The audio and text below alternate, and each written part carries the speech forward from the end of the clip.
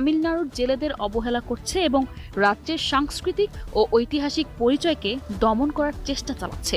তিনি ক্ষুব্ধ কণ্ঠে প্রশ্ন তোলেন, তৃতীয়বার ক্ষমতায় এসে আপনি জনগণের জন্য কাজ করতে এসেছেন নাকি দেশের মুসলিম সংখ্যালঘুদের বিরুদ্ধে কাজ করতে?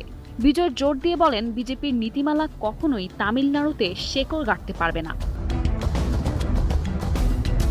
প্রধানমন্ত্রী নরেন্দ্র মোদীর দিকে সরাসরি আঙ্গুল তুলে থালাপতি অভিযোগ করেন, বিজেপি তামিলনাড়ুর প্রয়োজনীয়তা ও স্বার্থকে উপেক্ষা করছে। তিনি আরো বলেন, আপনারা আমাদের দরকারি কিছুই করছেন না, আরএসএস এর সঙ্গে মিত্রতা করে তোষণের রাজনীতি চালিয়ে যাচ্ছেন। ভাবছেন 2029 পর্যন্ত আরামে চলে যাবে। পরিষ্কার করে দিচ্ছি, জলের ফোঁটা যেমন পদ্ম ফুলে টেকে না, তেমনি তামিলরাও বিজেপির সঙ্গে টিকবে না। নরেন্দ্র ভাই দামোদর মোদীজি அவர்களே, এদিকে প্রথমবারের মতো থালাপতি বিজয় সরাসরি সমালোচনা করলেন